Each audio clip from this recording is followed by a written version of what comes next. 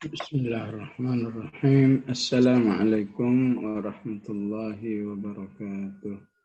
Waalaikumsalam warahmatullahi wabarakatuh. Alhamdulillah wassalatu wassalamu ala Rasulillah wa ala alihi wa sahbihi wa mawala. Alhamdulillah, pagi hari ini kita melanjutkan kembali kajian surat Maryam kita yang sampai saat ini pada ayat 51, yang berarti sudah lebih dari setengah jumlah ayat-ayat di surat Maryam sudah kita selesaikan. Semoga Allah menerima dan memberi manfaat dari apa yang kita baca insyaallah. Amin. Pada pagi hari ini kita insyaallah membahas 3 nabi, ya. Ada Musa, Ismail, dan Idris. Ya.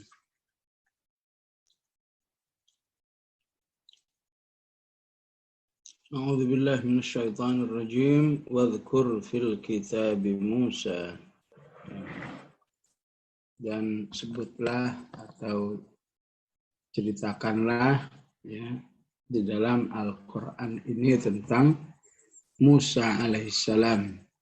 Walaupun di surat Maryam ini tidak banyak penjelasan tentang Musa, hanya dengan 3 ayat saja. Ya. Maka bagi siapa saja yang ingin tahu, ya, lebih detail tentang Nabi Musa, ya, istilahnya bisa mengkaji surat-surat yang awalnya to, ya. Awalnya huruf to, toha misalnya, nah itu kisah Musanya panjang. Ya. Tasimim, surat Asy-Syu'ara panjang. Ya. Tasimim, Al-Qasas agak panjang. Tasin ya, tidak terlalu panjang, cuma sehalaman atau kurang dari sehalaman. Wabil khusus surat kedua Al-Baqarah, nah itu banyak tentang anjuran daripada ayat ini. Wadhkur fil kitab Musa, sebutlah tentang kehidupan Musa, ya. Tapi di Maryam ini tidak banyak membahas tentang Musa alaihissalam. Apa yang ingin Allah tampilkan tentang Nabi Musa? Innahu kana mukhlasa. Dia adalah orang yang mukhlas dan dia adalah seorang rasul dan nabi. Wa kana rasulan nabiyya.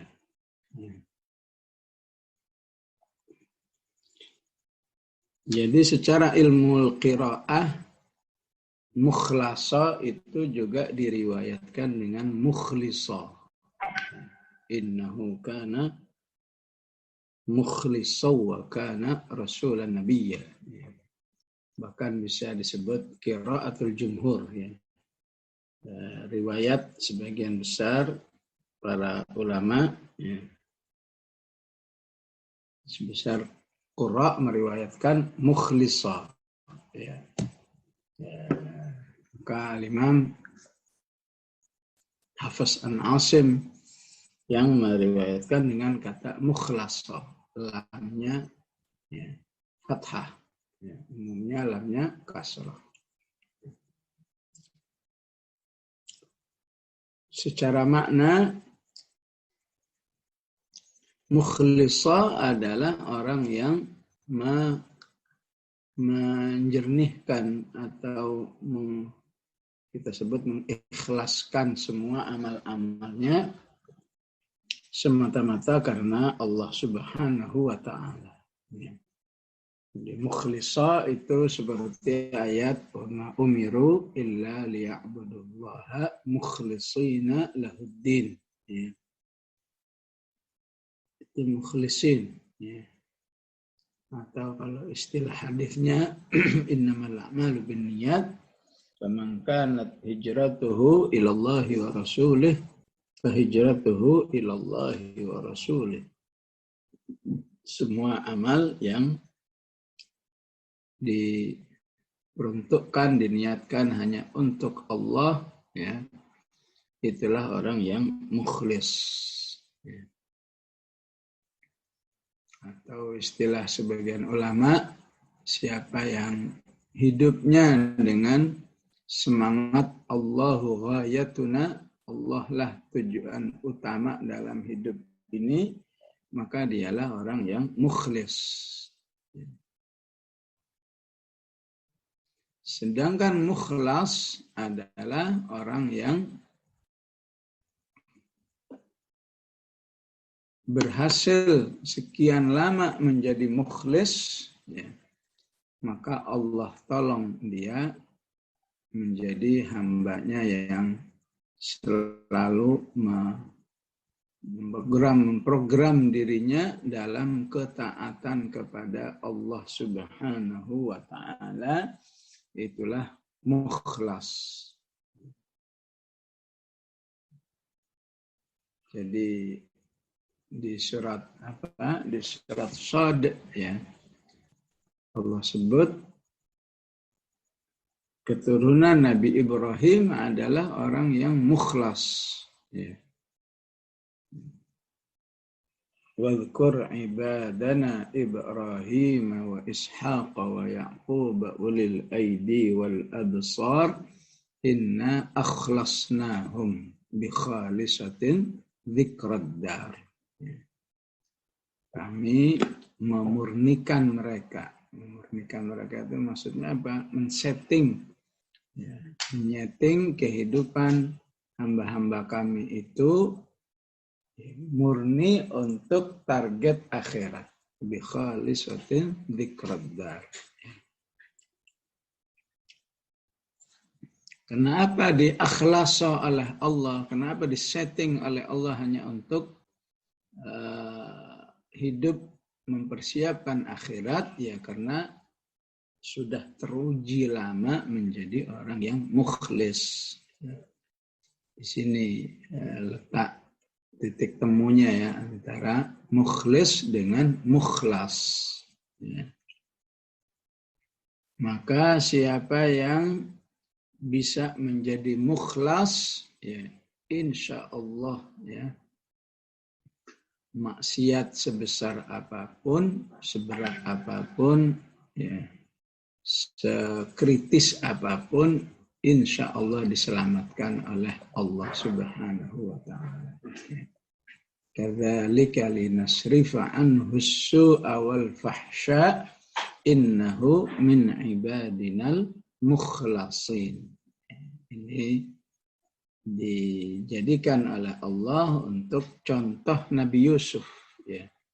Jadi kalau Nabi Musa disebut mukhlas, maka Nabi Yusuf juga disebut mukhlas, ya.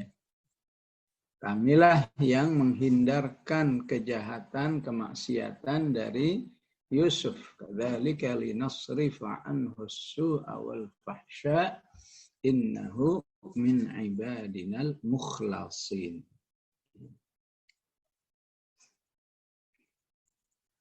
Maka bagi yang terus berusaha menjadi mukhlis sampai dipilih oleh Allah menjadi mukhlas, juga disebutkan baik di surat Al-Hijr maupun di surat Shad, ya, menjadi manusia yang sudah tidak diminati oleh setan, ya, untuk disesatkan. Qala rabbi bima aghwaytani la uzayyinanna lahum fil ardi wa la ughwiyannahum ajma'in illa ibadaka minhumul mukhlasin. Ya Allah, karena Engkau telah menyesatkan aku, maka seluruh hambamu akan aku sesatkan, kecuali hamba-hambamu yang mukhlas, yang sudah dimurnikan oleh Allah Subhanahu wa ta'ala, yang sudah dipilih oleh Allah hidupnya hanya untuk taat kepada Allah Subhanahu wa ta'ala. Ya. Begitu juga di surat Shad ayat 82 dan 83. Qala fa bi'izzatika la ughwiyannahum ajma'in illa ibadaka minhumul mukhlasin. Demi Allah katanya ya, yang memiliki kemuliaan yang tinggi, ya, akan kami sesatkan semua manusia, ya, illa kecuali hamba-hambamu yang mukhlasin. Ya. Para sahabat secara umum adalah orang-orang yang mukhlasin. Ya. Walaupun secara khusus Rasulullah menyebut adalah Umar ibn al-Khattab adalah minal mukhlasin. Ya. Kenapa? Karena kata Rasulullah, ya, setan sudah nggak berani lagi menggoda Umar. Ya, ya. Dekat aja nggak berani. Ya, ya. Dalam riwayat kehidupan para tabi'in adalah Ahmad ibn Hanbal juga termasuk mukhlasin karena ya, setan sudah tidak berani lagi menggoda orang-orang yang sudah mukhlasin. Diri kita bagaimana? Ya, berusaha, berdoa, ya, terus niat, ya. Termasuk kita mengkaji surat Maryam, tilawah, yang menghafal, semuanya harus diniatkan agar menjadi hamba-hambanya yang mukhlas, innahu kan mukhlasa, ya. Memang mukhlasa salah satunya memang sifat para anbiya, ya. Nabi Yusuf disebut mukhlasin, Nabi Musa mukhlas, Nabi Ibrahim, yadhkur ibadana Ibrahim, Ishaq, Yaqub adalah hamba-hamba yang mukhlasin. Nah, kita sebagai manusia biasa, insya Allah bisa berusaha, niat, ya, dan mencita-citakan, ya, sebesar-besarnya, seingin cita-citanya ahlud dunia, ya, kepingin, ya, kepingin kaya, kepingin ini, kepingin itu. Kita sebagai ahlul Quran yang diinginkan menjadi mukhlas, ya. Dan kata mukhlasin paling banyak ada di surat Shaffat, ya.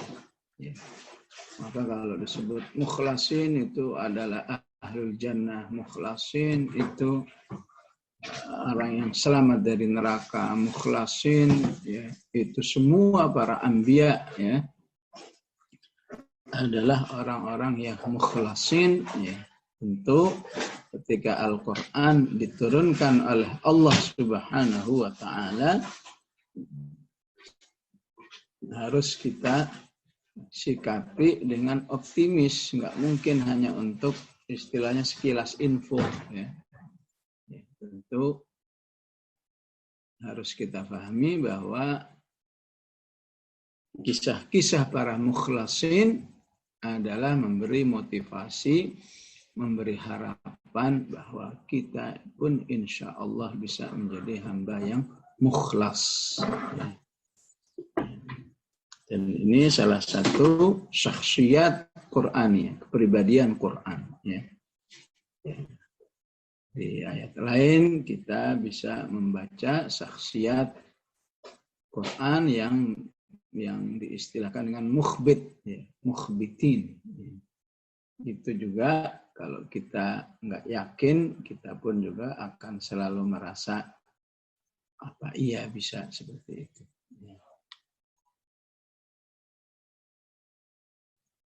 Wakana rasulan nabiyya, dan dia adalah seorang rasul dan nabi, ya. Apa konsekuensinya, apa dampaknya yang harus kita rasakan, ya. Utamanya adalah mahabbatuhum, ya, mencintai mereka, mengikuti jejak mereka, karena insya Allah siapa yang cinta kepada para anbiya masuk dalam kebersamaan mereka, ya. An-Nisa 69 ya. Wa may yuti'illaha war rasula fa ulaika ma'al ladzina an'ama Allahu 'alaihim minan nabiyyin was-siddiqin. Maka tinggal mencintainya, mengikuti jejaknya, apa yang beliau lakukan, ya. Wabil khusus bagi mereka yang sudah ingin mengikuti jejak harokahnya. Ya. Harokah Musa itu adalah harokah islahul hukumah. Ya. Ya. Dalam banyak ayat ketika dikatakan idhab ila fir'auna innahu tagha, maka maksudnya adalah berjuang untuk memperbaiki sistem politik yang ada, sistem kekuasaan yang ada. Musa dan para pengikutnya ingin membebaskan umat manusia, bil khusus Bani Israel, dari kekuasaan yang tagha. Idhab ila fir'auna innahu tagha. Ya.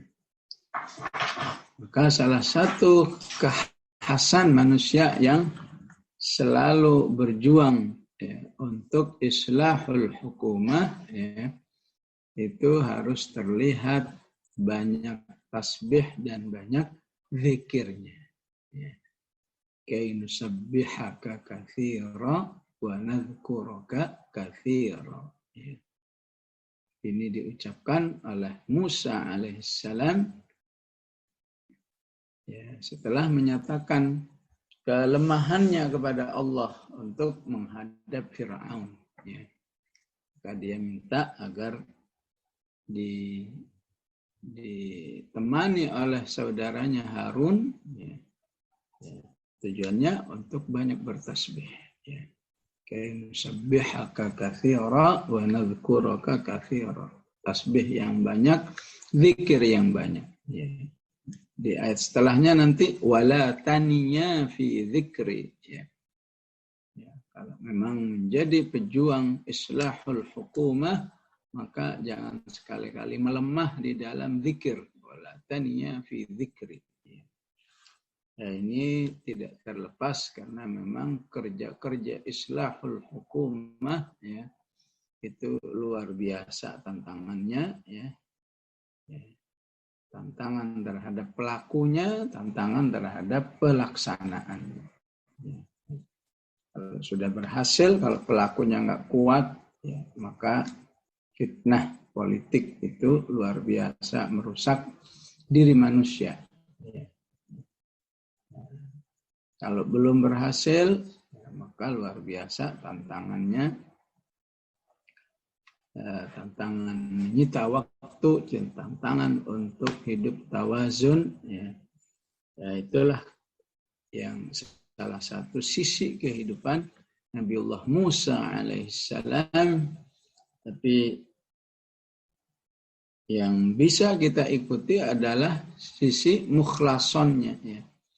Maka siapa yang mukhlasa, maka insya Allah kebersamaan ataupun backup Allah Subhanahu wa Ta'ala, ya, sama seperti pada umumnya hamba-hamba Allah yang lain yang berstatus Rasulan Nabiyya. Ya. Wa nadainahu min janibit turil ayman. Dan kami memanggil Nabi Musa dari sisi, ya, Jabal Tur, ya, manggil dari sebelah kanannya, ya, dari Gunung Tur itu. Ya, ini sekedar menjelaskan tentang keutamaan sisi kanan manusia, ya. Sehingga Rasulullah diriwayatkan dengan kana yu'jibuhu tayamun, adalah Rasulullah lebih senang sesuatu dengan yang sebelah kanan, dan sangat tidak sangat terganggu ya, sangat terganggu melihat orang yang makannya dengan tangan kiri. Nadainahu min janibit turil aiman. Ya. Maka pemanggilan ini terkait dengan apa yang dijelaskan di surat ya, di surat Taha ayat 12, ini ana rabbuka fakhla'na 'alaika innaka bil wadil muqaddasi tuwa. Allah dan kami memanggilnya ya, untuk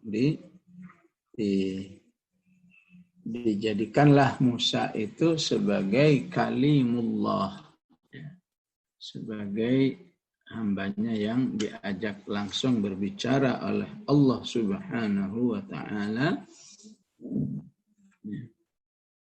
Wa qarrabnahu najiyya, dan kami mendekatkan Musa sebagai orang yang selalu bermunajat kepada Allah Subhanahu wa ta'ala. Selalu berdoa dan mengadu apa yang dialami oleh Musa alaihissalam.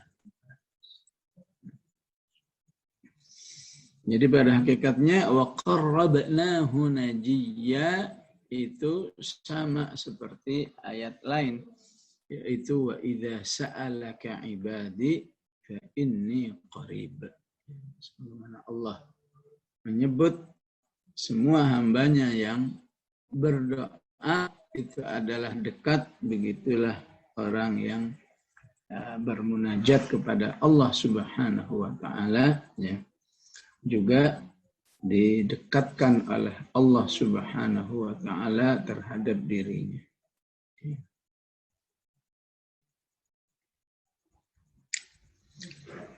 Wa wahabna lahu min rahmatina akhahu Harun nabiyya. Dan kami memberikan satu pemberian yang istimewa. Semua kata wahaba itu menunjukkan pemberian istimewa. Rabbi habli min ladunka dzurriyyatan thayyibah. Rabbana hab lana min azwajina wa hab lana min ladunka rahmah. Begitulah semua kata wahaba itu pemberian yang istimewa. Wa wahabna lahu, dan kami berikan pemberian istimewa kepada Musa dengan rahmat kami saudaranya, yaitu Harun. Ya, kalau bahasa Arab sama aja ya, mau adik mau kakak itu akhun juga ya. Ya.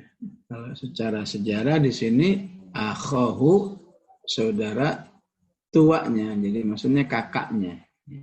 Kami beri dengan rahmatnya, kami berikan dengan rahmat kami berikan kepada kakaknya Musa seorang Harun sebagai nabi. Akhahu Haruna nabiyya.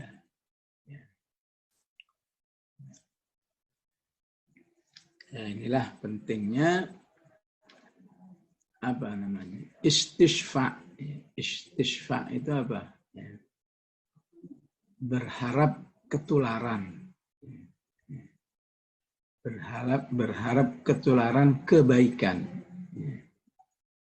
Bahwa ketularan kebaikan itu hakikatnya memang ada.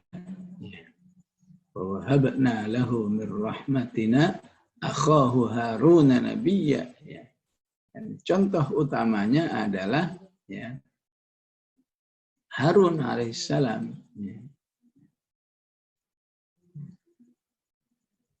Bagaimanapun Harun itu ya, prestasinya tidak secemerlang Nabi Musa alaihissalam. Bahkan satu-satunya surat yang agak rinci cerita tentang Harun adalah surat Toha. Selain surat Toha, ya, sangat sedikit berbicara tentang Harun. Ya. Sehingga di sini menunjukkan bahwa memang ya, ketika seseorang itu dekat dengan orang yang berprestasi, insya Allah ketularan. Dan tidak ada ketularan yang sangat prestis ya, sangat prestatif ya, ketularan menjadi nabi seperti yang dialami oleh Nabi Harun ya, dikatakan Nabi Harun itu diangkat jadi nabi tidak terlepas karena permintaan Nabi Musa alaihissalam ketika dia berdoa kepada Allah ya, Rabbi shrah li sadri wa yassir li amri wahlul 'uqdatam min lisani yafqahu qawli waj'al li waziran min ahli Harun akhi ushdud bihi azri. Sebagaimana juga Nabi Yusuf alaihissalam ya, dari kecil sudah wa alquhu fi ghayabatil jubb, sudah dimasukkan sumur. Kapan ngedidiknya Nabi Yakub, kapan mencari gurunya ya. Tapi begitulah kesabaran ayahnya Nabi Yakub ya, membuat Nabi Yusuf atau seorang remaja Yusuf dipilih oleh Allah akhirnya juga menjadi nabi. Walamma balagha ashuddahu atainahu hukman wa ilma wa kadzalika najzil muhsinin.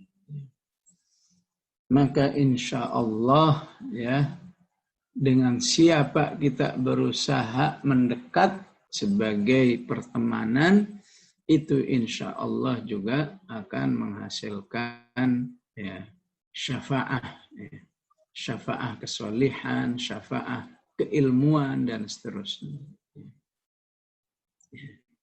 Sehingga mustahil seseorang ya katakan hafal Quran gimana, apa yang sudah dilakukan ya, misalnya ya bergaul hanya dengan tukang sayur misalnya ya, nggak mungkin. Siapa yang hafal Quran pasti dia bergaulnya dengan orang-orang yang hafal Quran ya. Kok dia banyak pengetahuan tentang Qurannya ya, nggak mungkin juga bergaulnya dengan para wartawan misalnya, pasti bergaulnya dengan orang yang juga ingin faham Al-Quran.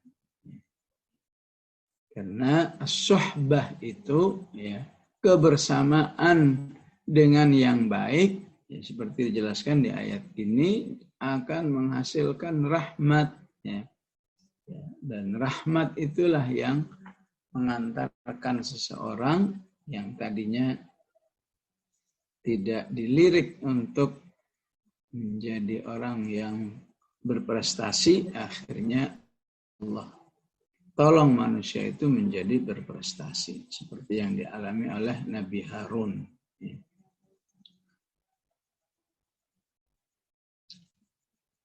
Ya, secara umum hadis tentang yang menjelaskan wa majtama'a qaumun fi baitin min buyutillah, hendaklah orang beriman itu berkumpul untuk mengkaji Al-Quran ya, karena di situ akan ada rahmat ya.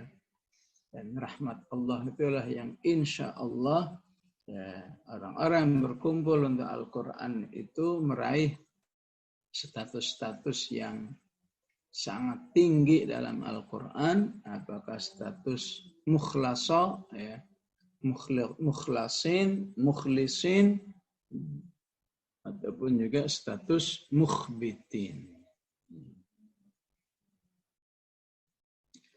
Selanjutnya adalah wadhkur fil kitabi Ismail, dan sebutlah, ceritakanlah dalam Al-Quran ini Ismail. Ya, begitulah Al-Quran ya. bebas untuk menjelaskan urutan para anbiya. Kalau mau normalnya kan habis Ibrahim Ismail karena anaknya. Tapi justru setelah Ibrahim Nabi Musa alaihissalam, karena Al-Quran tidak terikat oleh oleh kronologi sejarah, tapi lebih terikat oleh hidayah, oleh fokus tema hidayah. Jadi Allah ingin manusia mengambil hidayah, ibrah kehidupan dari Ibrahim, kemudian Musa, dan kemudian Ismail. Wadhkur fil kitab Ismail innahu kana sadiqal wa'di wa kana rasulan nabiyya. Titik tekannya pada kata sadiqal wa'di, jujur di dalam berjanji. Baik, utamanya baik berjanji kepada Allah Subhanahu wa ta'ala maupun berjanji kepada sesama manusia, maka itulah yang menjadikan Nabi Ismail unggul, dijelaskan oleh Allah Subhanahu wa ta'ala. Maka berbicara tentang Ismail, kita harus ingat pada ayat Innas Safa wal Marwata min sya'airillah, yang ada di surat Al-Baqarah. Innas Safa wal Marwata min sya'airillah faman hajjal baita aw i'tamara fala junaha alaihi ay yatawwafa bihima. Itu ayat 158 surat Al-Baqarah.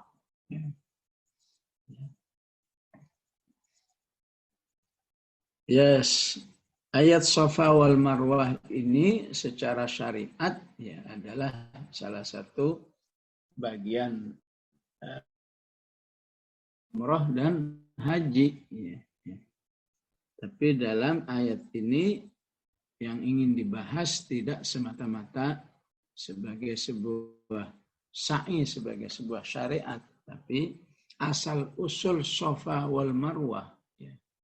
Safa wal Marwah itu adalah asal usulnya karena bayi Ismail yang ditinggal oleh Nabi Ibrahim hanya bersama seorang ibu, yang sudah pasti namanya seorang ibu itu lemah, hanya berdua di tempat yang tandus, nggak ada manusia, nggak ada makanan, apalagi minimarket, nggak ada pepohonan, yang diungkapkan suasana bayi Ismail dan ibunya Siti Hajar dengan ayat Rabbana inni askantu min dzurriyyati biwadin ghairi dzi zar'in 'inda baitikal muharram. Sehingga menghasilkan ibadah sa'i antara Safa wal Marwah. Maka berbicara tentang Ismail pada hakikatnya berbicara tentang kesabaran seorang ibu di dalam ketaatan kepada Allah Subhanahu wa ta'ala saat akan ditinggal oleh Nabi Ibrahim.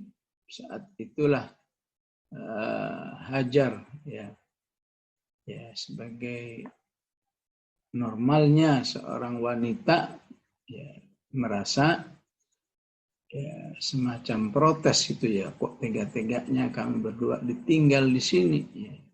Nabi Ibrahim sebagai seorang suami nggak tega mau bicara apa, sampai akhirnya hanya terdiam. akhirnya Hajar teringat ya, yaitu sebuah lintasan, jangan-jangan suamiku ini akan pergi meninggalkan kami karena diperintahkan Allah. Maka itulah yang ditanya oleh Hajar kepada suaminya, Allahu amaraka hadza, apakah Allah yang menyuruh kamu untuk meninggalkan kami? Ya. Ketika dijawab oleh Nabi Ibrahim betul, ya, maka dengan segera ya, prinsip hasbunallah wa ni'mal wakilnya langsung sangat menguat. Ya. Cukuplah Allah sebagai penolong bagi kami, sehingga dia mengatakan idzan lan yudayyi'anallah. Ya. Ya, itulah kalau kita baca di tafsir ataupun di hadis di Riyadhus Shalihin. Selama kamu meninggalkan kami karena perintah Allah, maka kami tidak akan disia-siakan oleh Allah. Idzan lan yudayyi'anallah. Ya. Jadi prestasi Ismail ya, tidak terlepas atas kesabaran ayah, kesabaran ibunya, bagaimana dia bertadhiyah. Ya, bagaimana dia bersabar dalam ketaatan kepada Allah Subhanahu wa Ta'ala, sehingga kita nggak bisa melogikakan ya kapan belajarnya, kapan ya, istilah kita membaca-baca ya, tentang kiat mendidik anak dan seterusnya. Ya. Tapi ketika Allah sudah menolong hambanya, ya, maka seorang ibu yang dengan segala keterbatasan itu akhirnya berhasil mendidik Ismail menjadi manusia yang shadiqal wa'di. Ya. Jujur di dalam janji-janjinya. Ya. Wa kana ya'muru ahlahu bis-salati.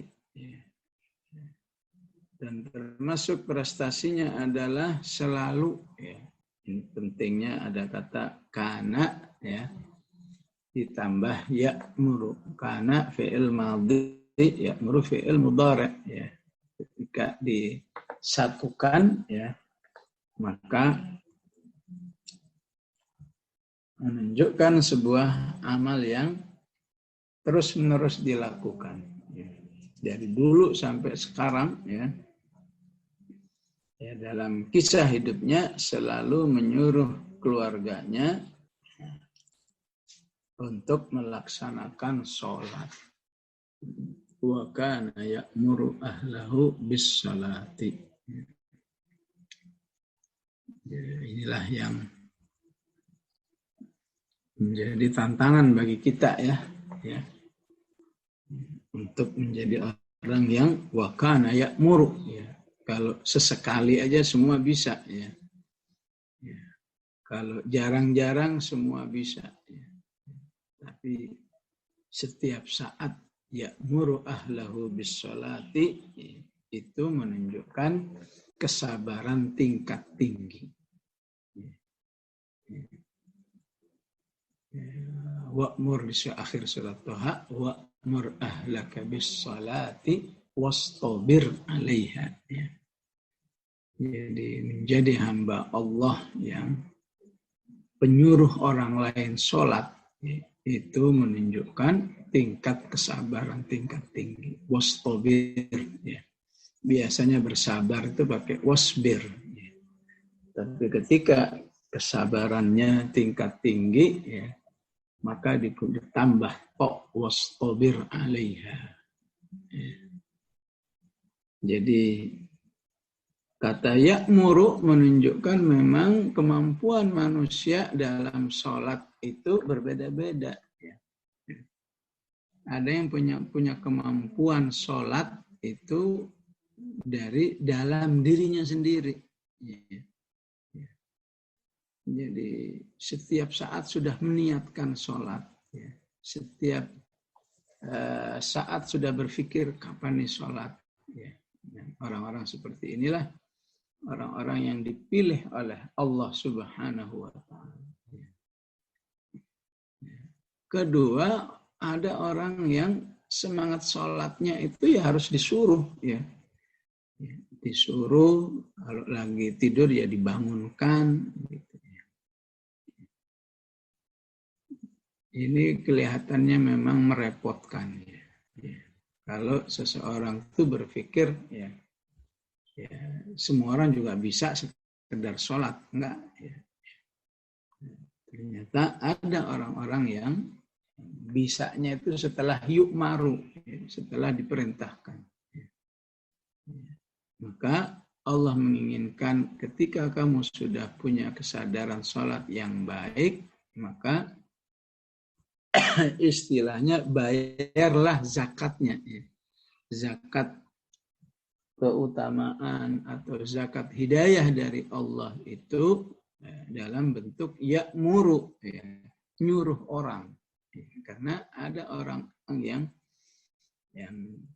bisanya kalau disuruh, kalau nggak disuruh ya udah, nggak tergerak untuk sholat atau minimal untuk sholat yang lebih baik, apakah sholat di masjid, apakah sholat di awal waktu, ada orang-orang yang bisanya ya'muru, Bil khusus ya'muru yang secara khusus. Pada hakikatnya muadzin itu ya'muru. Muadzin itu sedang menyuruh orang, ayo sholat, hayya 'alal shalah, hayya 'alal falah.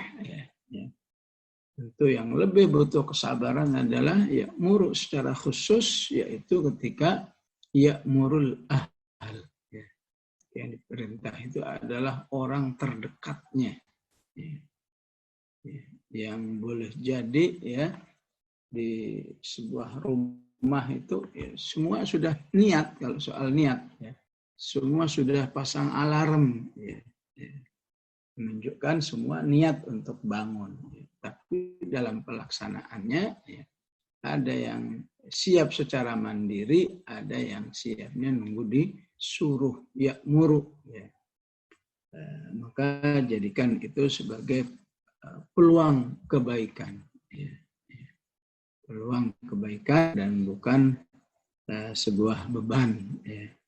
Agar kita bisa meneladani Nabi Ismail alaihissalam, wa kana ya'muru ahlahu bis-salati.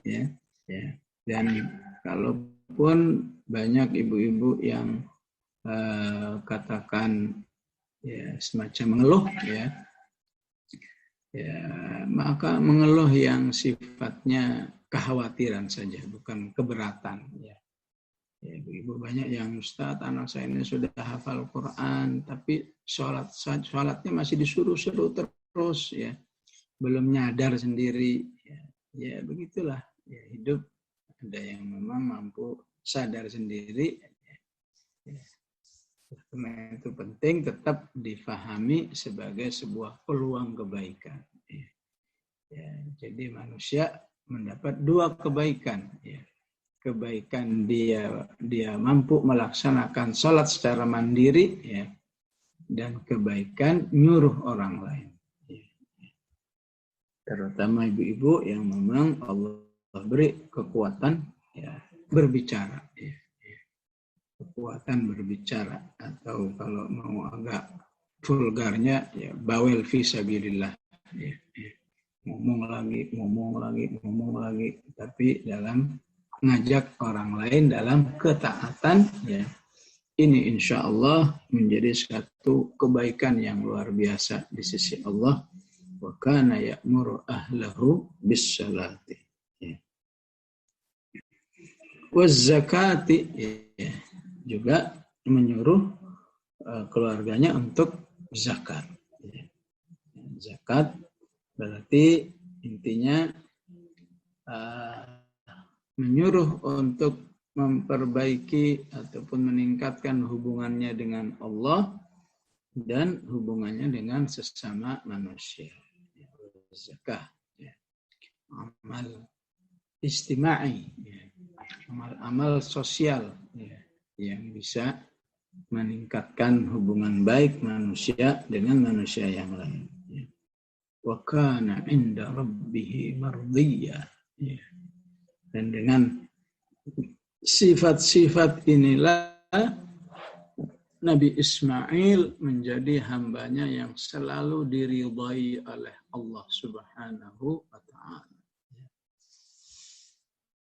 Maka tidak ada yang lebih berharga dalam kehidupan ini menjadi manusia yang diridhai oleh Allah Subhanahu wa ta'ala. Karena sungguhnya orang yang diridhai pasti orang yang dicintai. Dan siapa yang dicintai, fa innahu la yu'adzibu habibahu, katanya. Kata orang fasirin, karena Allah itu tidak akan menyiksa manusia yang dia cintai. Akan menyiksa manusia yang diridhai. Dan salah satu kriteria untuk menjadi mardiyah apa yang dijelaskan tentang Nabi Ismail. Shadiqul wa'di ya'muru ahlahu bis salati waz zakah. Kemudian wadhkur fil kitab Idris. Ceritakanlah tentang Nabi Idris yang punya sifat siddiqan nabiyyah.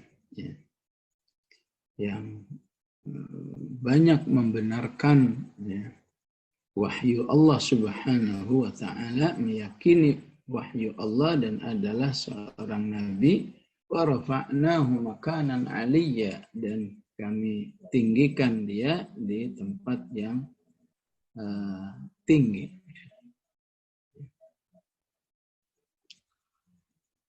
Di sini para ulama memang agak berbeda pendapat ya, siapa yang dimaksud dengan Idris. Sebagian menganggap Idris itu seniornya Nabi Nuh. Berarti dia adanya antara Nabi Adam dan Nabi Idris, ada Nabi Nuh. Ya, kurang lebih. Dalam sebagian riwayat, wallahu a'lam, namanya juga Israiliyat, boleh percaya boleh enggak, antara Adam dan Idris itu beda 3 abad, 300 tahun. Sebagian lagi termasuk wabil khusus menurut Ibnu Mas'ud, Idris ini sebenarnya salah seorang yang pernah diutus di zaman Bani Israel, yang dikenal juga dengan nama Ilyasin atau Ilyas yang disebut di surat Shafat. Wallahu a'lam, begitulah perbedaan para ulama di dalam memahami siapa Idris. Di sisi lain dia termasuk nabi yang tidak banyak diceritakan oleh Al-Quran. Walaupun masih lebih bagus dibanding dengan misalnya Dzulkifl. Dzulkifl cuma namanya saja. Tapi kalau Idris masih lumayan dengan sifat siddiqan nabiyya wa rafa'nahu makanan 'aliyya.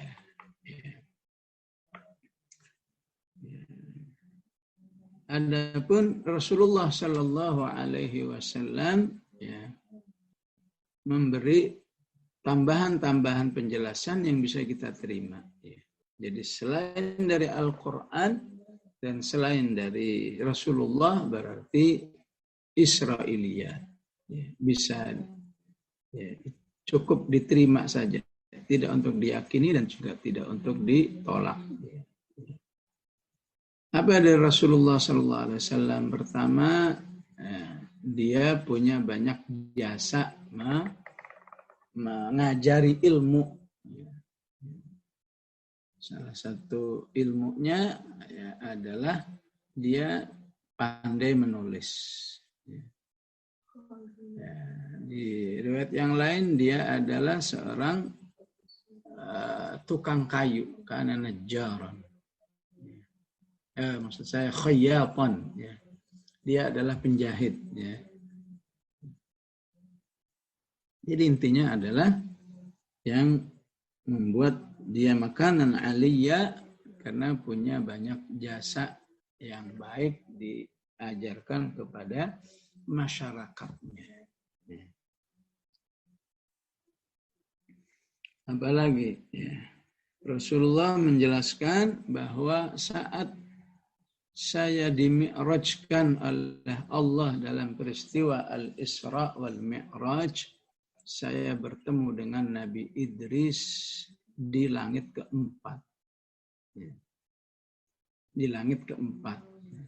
Saat itu Nabi Idris menyambut Rasulullah dengan apa? Ya, marhaban bin nabiyyis salih wal akhis salih. Marhaban, selamat datang kepada Nabi yang soleh dan dan saudaraku yang soleh. Kalau Nabi Adam bertemu juga dengan Nabi Adam, jawabnya apa sambutannya Nabi Adam? Marhaban bin nabiyyis salih wal ibnis salih. Selamat datang kepada Nabi yang soleh dan anak yang soleh. Kata orang-orang yang pendukung Ibnu Mas'ud, kalau Ibnu Mas'ud kan mengatakan Idris itu bukan yang hidup antara Adam dan Nabi Nuh, tapi yang hidup di antara orang-orang Bani Israel yang istilah lain adalah Ilyas yang disebut di surat Shofat. Nah, Ibnu Mas'ud berdalil dengan dalil Mi'raj itu. Kalau saja katanya Nabi Idris itu hidup antara Adam dan Nabi Nuh, tentu dia sangat senior. Seharusnya dia juga menyambut Rasulullah dengan marhaban bin nabiyyis salih wal ibnis salih. Tapi dengan wal akh, dengan saudara. Itu menunjukkan Nabi Idris itu hidup di zaman Bani Israel yang lain. Wallahu a'lam. Bebas aja kita mau memilih yang mana, mau milih Idris yang dimaksud hidup antara Nabi Adam dan Nabi Nuh, sebagaimana hafalan kita sejak kecil. Memang kalau hafalan Nabi kan selalu Adam, Idris, Nuh, Hud, Soleh, Ilyas itu di belakang. Wallahu a'lam. Itu sekadar pengetahuan ilmiah, pengetahuan tafsiriyah, yang pada akhirnya kembali kepada kita di dalam menerimanya. Jadi karena keberadaannya di langit yang keempat itulah, maka Allah menyebut dengan wa rafa'nahu makanan aliyya. Dan bahkan dengan wa rafa'nahu makanan aliyya ini juga ditafsirkan oleh sebagian ulama bahwa memang proses dia tidak mengalami kematian. Jadi bukan enggak adanya karena diwafatkan, tapi karena memang diangkat oleh Allah Subhanahu wa taala di langit yang keempat sebagaimana yang dijumpai oleh Rasulullah dalam Mi'raj. Pada akhirnya dari seluruh para anbiya ini Allah ingin katakan bahwa semua para anbiya itu adalah manusia-manusia yang telah diberi nikmat oleh Allah. Ulaika alladzina an'ama Allahu 'alaihim minan nabiyyin. Ini sedikit penjelasan tentang pengertian nikmat versi Al-Quran. Disebut nikmat dalam Al-Quran itu hanyalah apabila kaitannya dengan hidayah, kaitannya dengan kesolihan, kaitannya dengan kedekatan para anbiya. Semua hal yang bermakna seperti ini selalu disebut oleh Allah dengan kata an'ama. ketika hanya 2 orang yang siap berjihad bersama Nabi Musa, ya, maka Allah menyebut 2 orang inilah orang yang Allah sebut mendapat nikmat, ya, di surat Al-Maidah ayat 23. Qala rajulani minal ladzina yakhafuna an'amallahu.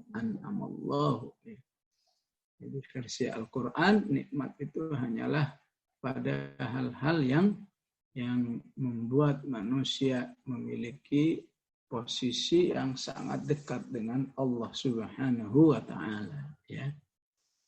Siapa lagi? Nah, Zaid bin Harithah, ya, Zaid bin Harithah bersama istrinya sebelum cerai, yaitu Zainab binti Jahash, ya, juga disebut oleh Allah sebagai orang yang mendapat nikmat. An'amallahu, ya, disebutkan di surat Al-Ahzab, ya, bahwa kesabaran mereka di dalam memegang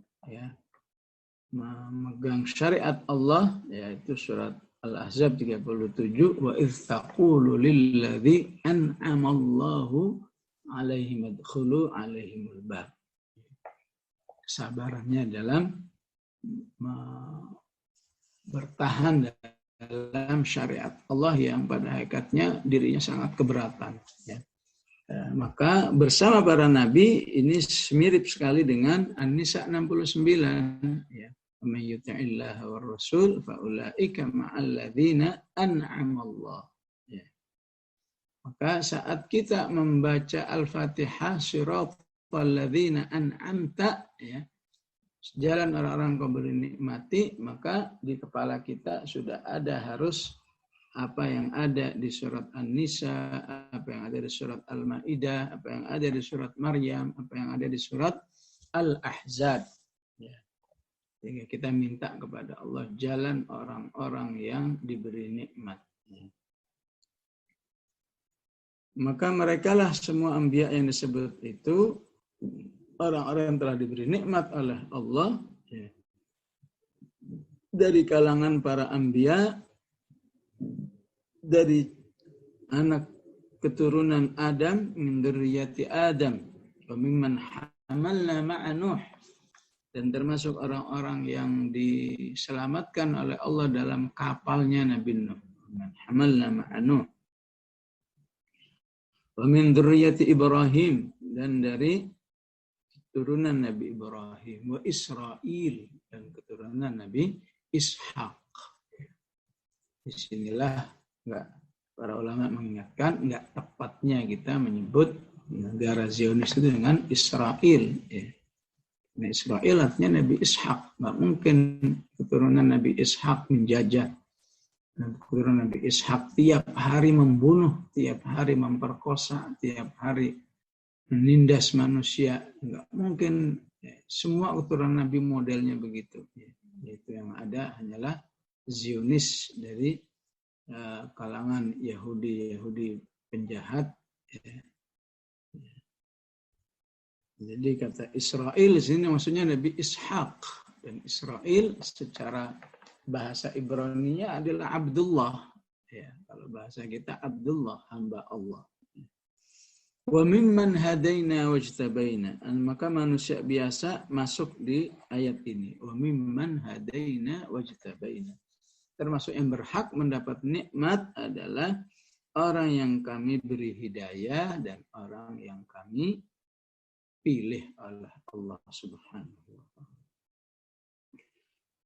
Maka salah satu bentuk nikmatnya, ya, dari makna umum itu tadi, makna umumnya tadi kan ada hidayah, ada istiqomah, ada kesabaran, ada, ya, munajat dan lain sebagainya, itu masuk dalam kategori nikmat. Tapi kemudian di akhir ayat Allah ingin tetapkan wabil khususnya. Wabil khususnya apa? Ya, wabil khususnya adalah interaksi dengan wahyu Allah Subhanahu wa Ta'ala. Ya. idza tutla alaihim ayatur rahman, jika dibacakan kepada mereka ayat-ayat Allah, ya, tentu sesuai dengan masanya masing-masing, ya. Masa saat ini ayatul rahman itu enggak ada lain kecuali Al-Quran. Kharru sujada, mereka sujud, ya. Maksudnya ayat-ayat Quran itu membuat bersemangat untuk, ya, untuk melaksanakan sholat. Ya, walaupun di ayat ini disunahkan untuk sujud tilawah. Wa bukiyya, ya, dan meneteskan air mata. Ya.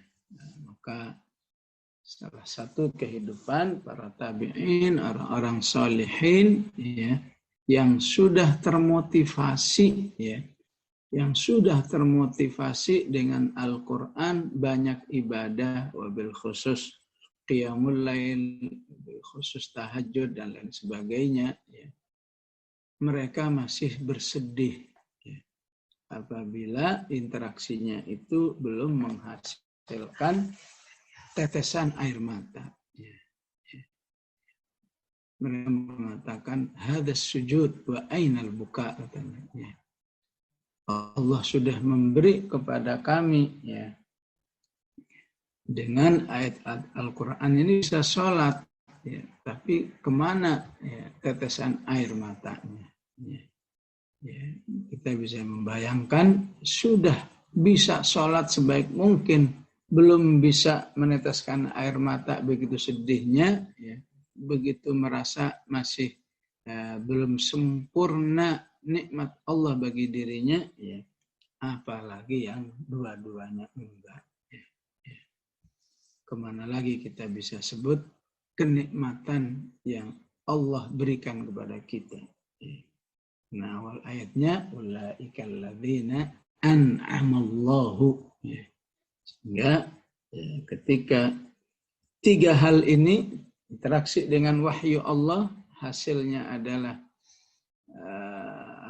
hasilnya adalah sholat, dan ketiga hasilnya adalah tetesan air mata, yaitu sempurnanya nikmat Allah di dalam kehidupan ini. Maka bagi yang sudah dapat pertama, maka harus terus diupayakan menghasilkan sholat. Yang sudah menghasilkan sholat harus meningkat kepada tetesan air mata, karena tetesan air mata karena wahyu Allah itu sangatlah besar fadilahnya di sisi Allah, yang salah satunya bisa menjaga manusia dari api neraka. Wallahu a'lam. Aqulu qouli hadza wa astaghfirullahal azim. Wassalamualaikum warahmatullahi wabarakatuh. Waalaikumsalam warahmatullahi wabarakatuh.